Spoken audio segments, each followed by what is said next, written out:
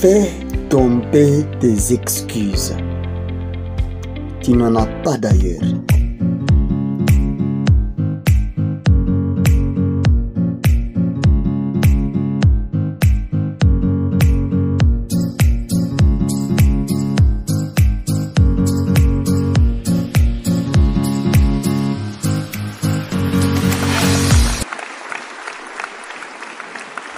Je sais que il t'arrive des fois à te donner raison de demeurer dans cette addiction-là ou dans cette erreur qu'on te reproche. Chaque jour, tu sens qu'il faut quitter. Hélas, tu trouves que c'est difficile. Tu as déjà essayé, ça n'a pas marché. Maintes fois, quand tu prends la décision d'abandonner, tu trouves que c'est comme une force qui te réclame à revenir au point de départ. Eh bien, pourquoi j'ai dit que tu n'as pas d'excuse? La première raison est que tu n'es pas le premier à vivre ça et tu n'es pas le dernier à passer par là. Avant toi, il y a plusieurs personnes qui ont vaincu cette situation-là que tu passes être Goliath dans ta vie. D'ailleurs, pour ton information, il y a ceux qui ont connu pire que ce que tu es en train de vivre. Changer, c'est une décision. Changer, c'est aussi une question d'association. Quand tu prends la décision de changer, cette situation-là, dont on te reproche chaque jour, ou dont tu te reproches chaque jour, puisque tu es la première victime des effets néfastes que produit ce geste quotidien, alors, lorsque la décision est prise, il suffit de défaire les habitudes. Souvenez-vous, avant que cela ne puisse être l'habitude, c'était une seule occasion que vous aviez.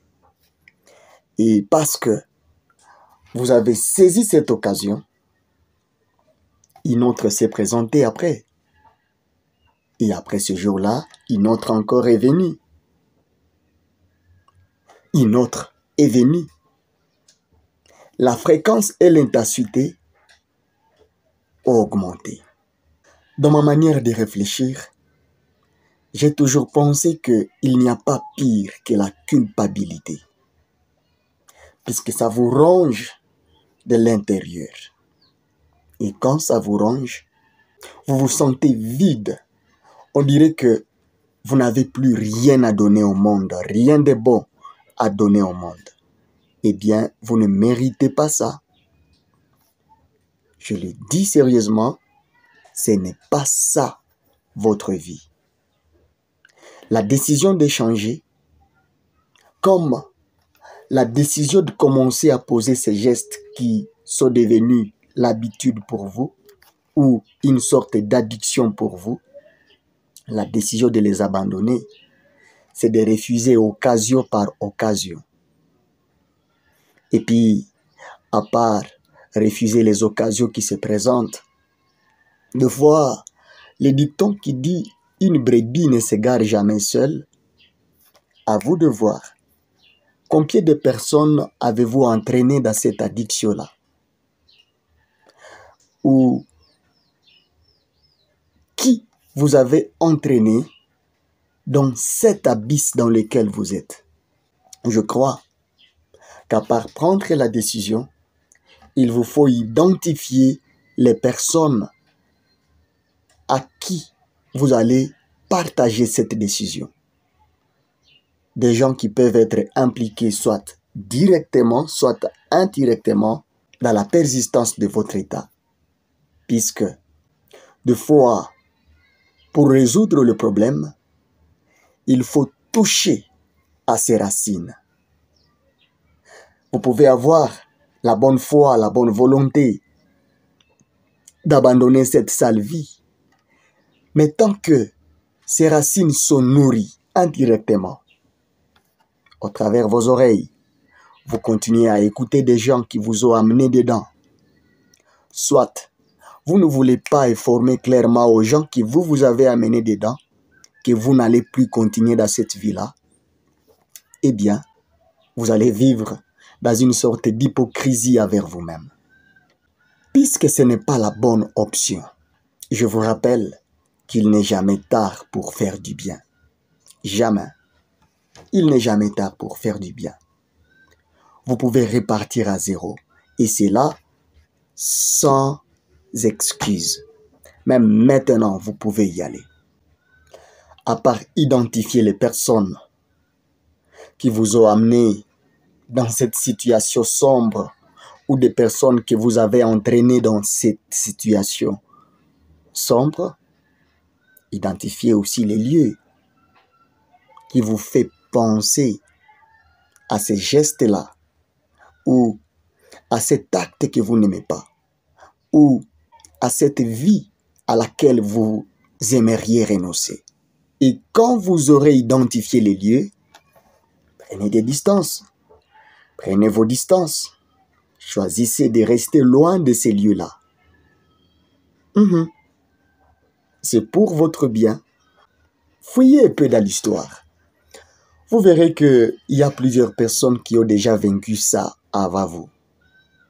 Et s'il y a des gens qui ont vaincu ces mal, qui cherchent à vous faire la peau, pourquoi pas vous?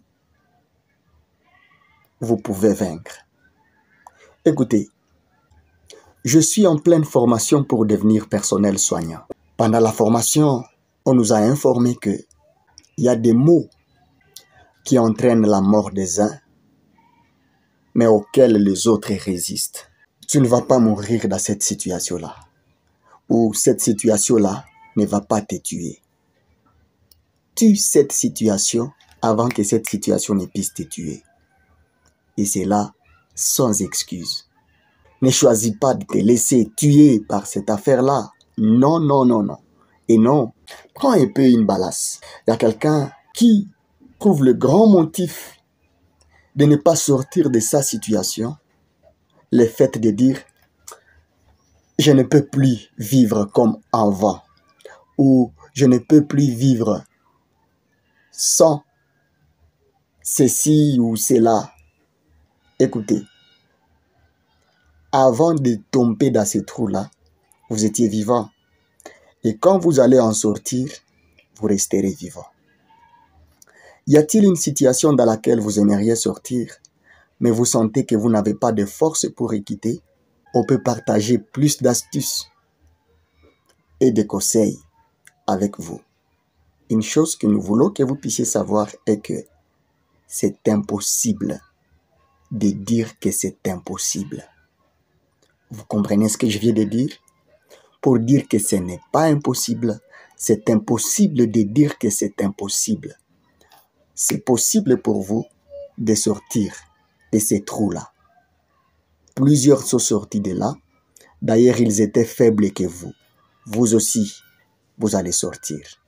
Croyez-moi, vous êtes suffisamment fort pour sortir de cet état-là. Et puisque tous les mots ne se traitent pas de la même façon, vous pouvez nous faire savoir ce qui vous dérange en utilisant le contact qui s'affiche sur vos écrans. Et nous allons vous orienter par des conseils et auprès des personnes qui peuvent vous aider. Si votre problème est spirituel, nous allons vous conseiller comment est-ce que vous allez sortir de ces problèmes-là. Et si votre problème est psychologique, nous allons vous conduire vers la bonne personne pour vous aider à vous débarrasser de cette pierre parasite de votre vie. Sache que les bons jours t'attendent dès que tu vas franchir cette porte que tu as peur de pousser. Pourtant, je t'informe que cette porte est ouverte. La porte de sortie de cette situation qui t'a fait du mal pendant longtemps, elle est ouverte. Ce n'est pas toi qui l'as ouvert. Ce n'est pas toi que cette porte va refuser. Si tu viens réellement avec l'intention de changer de vie. Ne crois pas à la négativité. Non. Ne crois pas que tu as franchi la ligne rouge. Non. Les pires que toi ont été sauvés. Et donc, ne pense pas que ta situation ne peut pas changer. Eh bien, tant qu'il y a la vie, il y a de l'espoir. Bientôt, tu vas commencer à écrire un témoignage de ce que Dieu va faire pour toi. Allez, nous espérons vous revoir à très bientôt dans une nouvelle capsule. Et retenez une chose pour aujourd'hui, c'est impossible de dire que c'est impossible. Difficile pour vous ne veut pas dire impossible. C'est peut-être difficile, mais pas impossible. Et quand bien même c'est difficile, sachez que vous allez vaincre. Je vous fais suffisamment confiance.